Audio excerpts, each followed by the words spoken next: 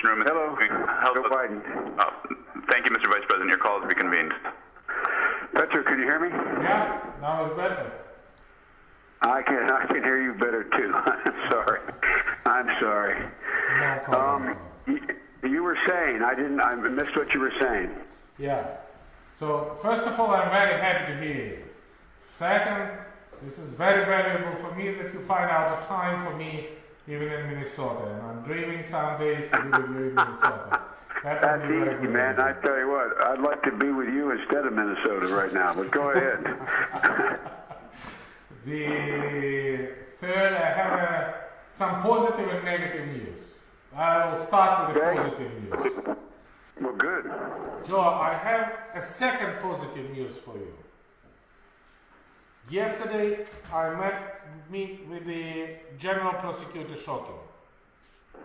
Yes. And despite of the fact that we didn't have any corruption charges, we don't have any information about he doing something wrong, I especially asked him, no, it was the day before yesterday, I especially asked him to resign as his position as a state person, and despite of the fact that he has a support in the parliament. And as a finish of my meeting with him, he promised me to give me the statement on resignation. And 1 hour ago, he bring me the written statement of his resignation. Great. And this is my second step for keeping my promises. I agree. Poroshenko? Yes. 1 moment for Vice President Biden.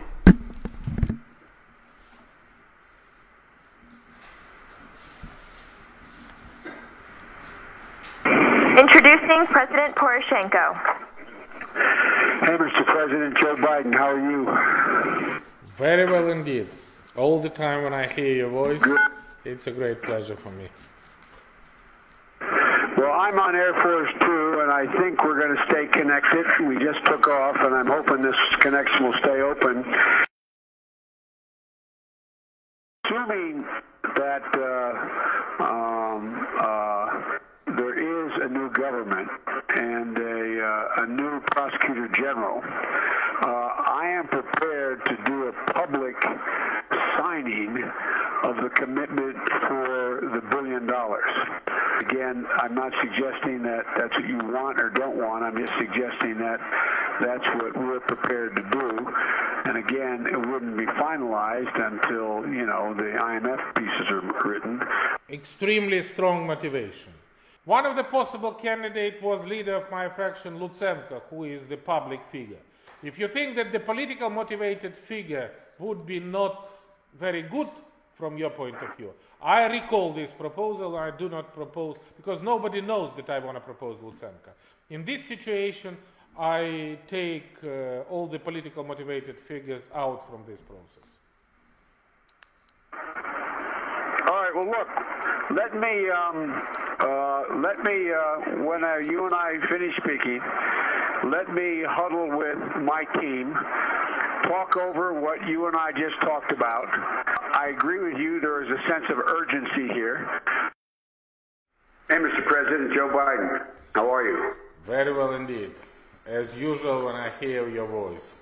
Thank you very much. Well, you are doing very well. Congratulations on getting the new prosecutor general. I know there's a lot more that has to be done, but I really think that's good, and I understand you're working with the rod in the coming days on a number of additional laws to secure the IMF. So, but congratulations on installing the new prosecutor general. It's going to be critical for him to work quickly to repair the damage Shokin did. And I'm a man of my word.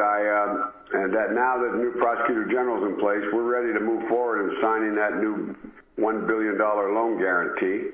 And I don't know how you want to go about that. I'm not going to be able to get to to Kyiv anytime soon, meaning the next month or so, and I don't know whether you could either sign it with our ambassador, or if you came here, we could sign it, or if you want, we're inviting Groisman here later. I'm going to be talking to him later this morning, not for that purpose. We're inviting him to Washington, and so I'll leave it up to you as to how you want that done and when you want it done. First of all, thank you very much indeed for these words of support. Believe me that it was a very tough challenge and very difficult job, and Mrs. Timoshenko and Mr. Leshko fraction tried to break this, because we not only voted for the new Prosecutor General, which we do in a very short period of time, within one day we changed the law. By the way, in this law we are presenting the new structure of the General Prosecutor Office, including the General Inspection, as we agreed with that's real. And the second thing, I immediately invite Lutsenko and said that he should contact your embassy, and I would be very pleased if you will have a certain person who can come either from Washington or whenever. We have here, I don't remember his name, the Ukrainian origin American prosecutor. He is a little bit old. I sent to the Jeffrey his name, and he was ready to come and to be assistant and advisor. With a very good experience in the American system, and he can be the person of trust with the new prosecution system.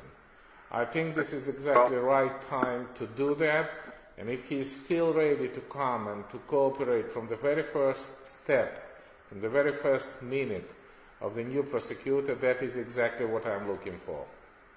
Well, let me get in contact with the Justice Department and pursue that. I'll get his name and let me find out where that is, because it is in our interest, obviously, to provide professional assistance as quick as we can so this gets up and started in the right direction. So I will move on that as soon as we hang up.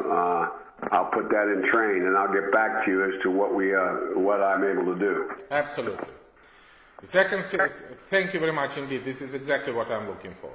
The second thing is that I want to thank you that you give me your word that immediately when we change the legislation and I appoint the new Prosecutor General, and it would be Yuri Lutsenko, as we agreed on our previous meeting in Washington, and when it happened, we can have this long guarantee, and thank you very much. But before Vice President Biden comes, I just wanted to try to urge you to see if there's a way to get by this problem of replacing the Prosecutor General, Shokin, because from our perception, he's blocked the cleanup of the Prosecutor General's office, and I know the Vice President is very concerned about it, and I think it'd be good to try to have some resolution of that before the Vice President comes, if it's possible, and have real clarity as to the steps that we're going to take forward. I think his visit and his speech to the Rada are a good opportunity to showcase your successes as we continue forward. And I doubt that any other general prosecutor can do that, but we provide absolutely transparent procedure for the Selection Commission, and the procedure was widely accepted both inside the country, including my opponents, all the NGO, all the parliamentary forces. They widely accepted as an absolutely transparent and effective situation. And as I promised, the very next day, before the 1st of December, exactly as I promised to Vice President Biden, this person who was selected by the Selection Commission as appointed. Now, all of us should understand that the Prosecutor General Office has no any opportunity under the law to make any cases against corruption, because it immediately goes already from the 1st of December, the day before yesterday, to the new Anti-Corruption Bureau and the new Anti-Corruption Prosecutor Office. And I was very proud that Jean-Claude Juncker, Angela Merkel, François Hollande, and everybody welcomed it as a very strong position of Anti-Corruption Prosecutor and General Prosecutor Office. For the prosecutor position and for Inspector General, I am also proud that exactly as we agreed with your Minister of Justice guy and your embassy, the Office of Inspector General is already established. It is coordinated not by General Prosecutor, but the Deputy of General Prosecutor, Mr. Sakvarilidze, exactly as we agreed with the Vice President and with the Ambassador. For the other continuation with the Prosecutor General Shokin and other things, I think I will speak with the Vice President Biden, and I doubt that it would be theoretically even possible to make any decision without any arguments before. Vice President's going to take up with you, and we'll have a more detailed discussion about it. Thank you. Thank you, John. President, just 1 minute for Vice President Biden. Thank you.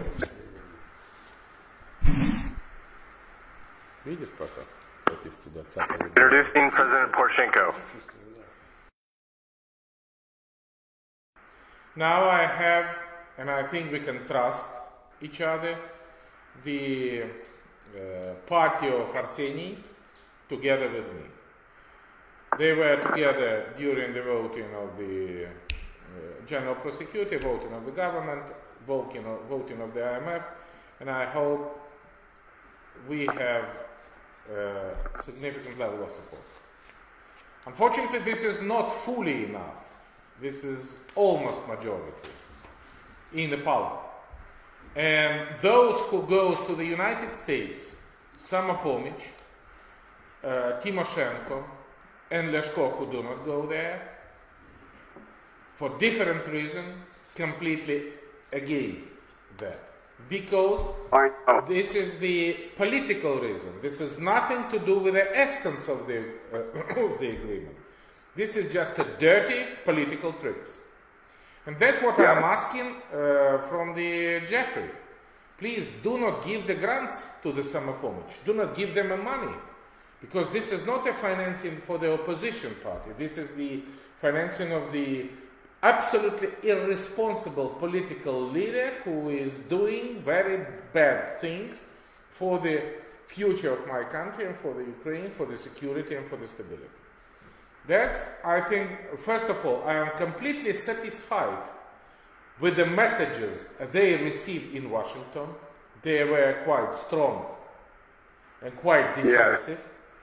I think that would be a good idea if you continue to have a press on Samopomich, because if Leshko and Timoshenko, this is a loss, on Samopomich because you support them, in that situation they could give a positive response, because without Samopomich we cannot even expect any positive things on the constitutional changes. Okay, all right. Well, look, that would be impossible, because if I can count on me with a law, election law, I can find out the votes. Without Samopomich, I cannot find out the votes on the constitutional changes. This is very simple. All right. We will do everything to help you to get the votes.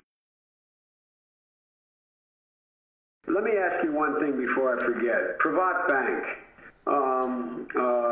I understand the governor of the bank is tentative about setting a date certain for the transition to take place, and I'm being told secondhand that, I don't know this is her position for sure, that she is unsure of a date until she gets an agreement from you. Here's what I've told them. I've told them to get back to her and set a date, and I would talk to you about the date.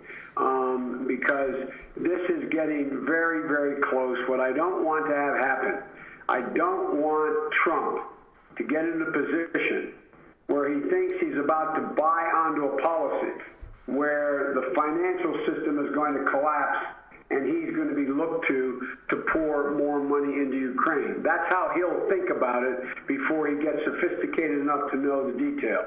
So anything you can do to push the Privat Bank to closure so that the IMF loan comes forward, I would respectfully suggest is critically important to your economic as well as physical security. I know it's difficult. I know Kolomoisky is a pain in the ass and a problem for everybody, but it really is critical that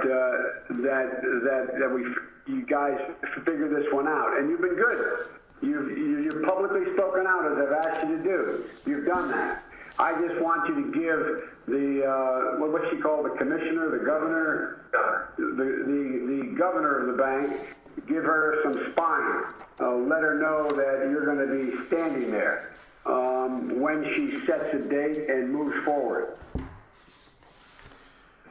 This is very important what I hear from you, and I think that on the 22nd of November, on Tuesday, I will have a final report from Ernst & Young audit, and we agreed that me, Prime Minister, Minister of Finance, Governor, I invite Arseny and our security officers should meet and make a decision about the date.